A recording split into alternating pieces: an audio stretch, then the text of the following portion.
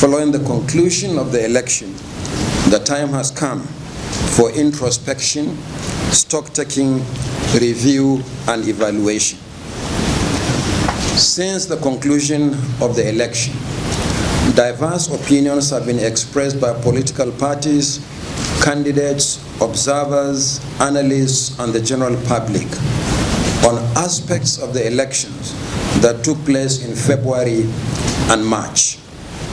Such diverse opinions should normally be expected, and the Commission welcomes all of them insofar as their purpose is to improve the future conduct of elections and to consolidate our democracy.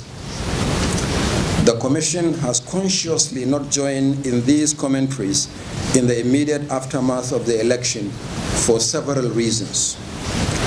First, our preference is to listen more and draw lessons rather than join in the heated and often emotive discussion on the election. Second, since we plan to conduct our own review of the election, we see no need to preempt the process. Third, the Commission would not want to be seen as defensive or justificatory in joining the ongoing discussions. Finally, and perhaps most importantly, several issues around the election are sub judice, and it is not the intention of the Commission to either undermine or promote the chances of litigants in the various election petition courts beyond what is required of us by the legal process. Indeed, practically anything coming from the Commission could be cited by litigants as either justifying their claims or an indication of bias against them. The foregoing notwithstanding, it is appropriate at this point to make a few broad remarks about the 2023 general election as we commence our review of the same election. In doing this, it is necessary to look at the entire process before, during, and after the election to make an informed assessment. Granted that events on election day are probably the most important in terms of optics of elections, it is also very essential to look at the totality of the process. This is necessary if we are to learn the full lessons of the election going forward. Compared to some previous elections, we believe that the 2023 general election was one of the most meticulously prepared for in recent times. Learning from previous experiences, we started preparations immediately after the 2019 general election, carefully ticking the necessary boxes over a 4-year period. It is the need to learn from both the positives and the shortcomings that makes the stock taking that we are embarking upon today very essential. Among the positive stories is that the security challenge with threatening to derail the elections did not materialize. Concerns that the polls will be disrupted by the perennial insecurity across the country fizzled out on election day, as the elections were largely peaceful. Despite currency and fuel challenges and widespread attacks on our personnel and facilities nationwide, the Commission proceeded with the election as scheduled.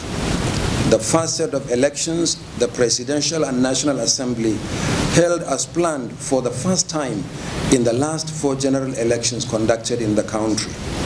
Accreditation using the bimodal voter accreditation system, the BVAS, has generally been scored very high by voters. Our records show that the success rate of the BVAS accreditation stands at 98% compared to the smart card readers' 29.2% during the 2019 general election.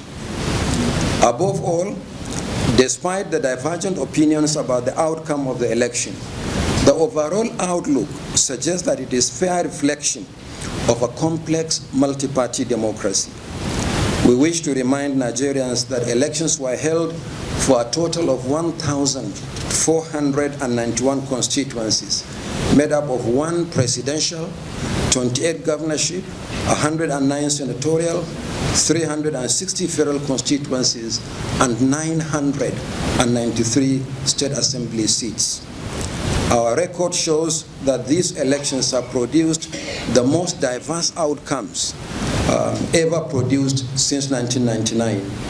Today, 5 political parties produce state governors. 7 parties won senatorial seats.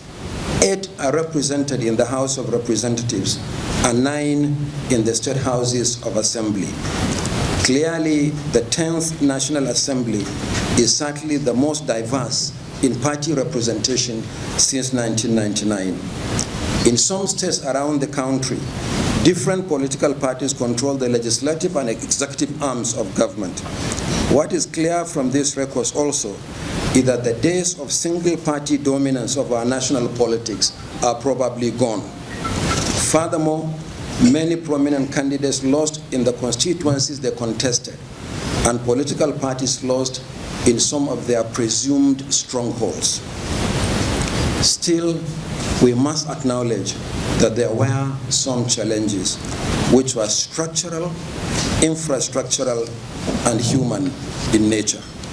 Indeed, it is in furtherance of our determination to address the challenges as we prepare for future elections that the Commission is commencing its post-election review engagements today.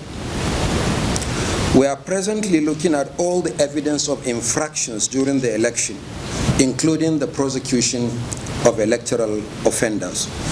We are looking at the activities of all actors involved in the election, including some of our high-ranking officials.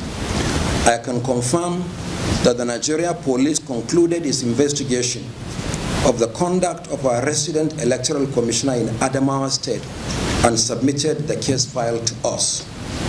Appropriate action will be taken in a matter of days, and Nigerians will be fully informed. I can also confirm that we have received 215 case files from the Nigeria Police following their arrest and the conclusion of investigation into electoral offenses arising from the 2023 general election. We are working with the Nigerian Bar Association, the NBA, to prosecute the alleged offenders.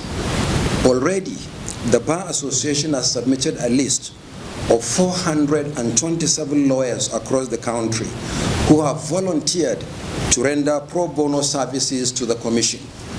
They are not charging legal fees, but by mutual agreement, the Commission will provide a token amount to cover for filing fees and other expenses. We are grateful to the Nigerian Bar Association. We are grateful to the Nigerian Bar Association and its president, Yakubu, Senior Advocate of Nigeria, for this historic collaboration. Similarly, we are working with the Economic and Financial Crimes Commission and the Independent Corrupt Practices Commission on the prosecution of cases relating to vote buying and associated violations. In the next few weeks, several internal debriefing meetings will be held, culminating in engagements with stakeholders. I implore the resident electoral commissioners as senior officials of the Commission to lead the discussion on all aspects of the election, from preparations, conduct, and aftermath, frankly and constructively. Among other issues, I expect you to cover such specific areas as 1. Operational processes for the continuous voter registration and the general election, including planning, organization, coordination, and evaluation of activities, focusing particularly on such specific issues as the issuance of voters' cards, logistics, delivery of materials, deployment of personnel, and so on and so forth. Number 2, legal framework for the conduct of elections with a view to addressing any key legal challenges that may have arisen prior to the 2023 general election, which were not envisaged before the election. 3, technologies deployed in the electoral process, including INEC voter enrollment device, the IVED, the INEC result viewing portal, the IREV, bimodal voter accreditation system, the BVAS, party nomination portal, observers, media, and polling/collation agents accreditation portals, focusing particularly on their performance. 4, effectiveness of overall administrative procedures and channels within the Commission in the coordination and execution of pre-election, election, and post-election activities. 5, political party registration, party primaries, and nomination of candidates for the 2023 general election, as well as monitoring of the processes. 6, process of recruitment, training, deployment, and performance of all categories of ad hoc staff during the continuous voter registration exercise and the general election. And 7, strengthening the Commission's cooperation and relations with other bodies, including ministries, departments, and agencies, and non-governmental organizations, and any other issues in the electoral process that are likely to impact on the work of the Commission in future. In line with our policy, at the end of the internal review and engagement with stakeholders, a comprehensive report will be published by the Commission. Furthermore, the Commission has so far received reports from 54 accredited national and international observers who will give equal prominence to all the reports and review them in a holistic manner to ensure that necessary lessons are learned from their conclusions and recommendations. As a Commission, we hope to continue to count on the support of stakeholders to improve the electoral process in Nigeria. Our work in INEC is enormous. As resident electoral commissioners, you are no doubt aware that there is no election season in Nigeria any longer. Numerous off-cycle and by-elections are held throughout the period between one general election and another. Even as we commence our review of the conduct of the 2023 general election, and barely a few weeks after the inauguration of the National and State Houses of Assembly, we are already confronted with 4 by-elections as a result of resignation in the case of Surulere 1 Federal Constituency of Lagos State and death in respect of Jalingo Yorozing Federal Constituency of Taraba State, Chibok State Constituency of Borno State, and Chukun State Constituency of Kaduna State. Furthermore, the Commission is preparing for 3 off-cycle governorship elections in Bayelsa, Imo, and Kogi states, which are scheduled for the 11th of November 2023. We have already published the final list of candidates for the elections, and campaign in public officially commenced on the 14th of June 2023. The Commission will soon commence the regular stakeholder engagements ahead of the elections.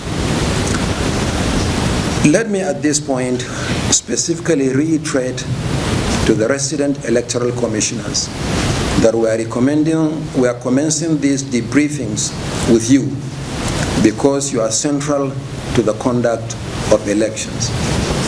Many of you performed very well during the general election under extremely challenging circumstances. I commend you for that. However, a few of you did not properly manage the tasks lawfully bestowed upon you, for which the Commission has taken some administrative action. And that's why some of you, the resident electoral commissioners, are not at this meeting today. I urge you to continue to remain loyal to your oath of office. Once again, I welcome you all to this meeting, and I look forward to frank discussion. Thank you very much.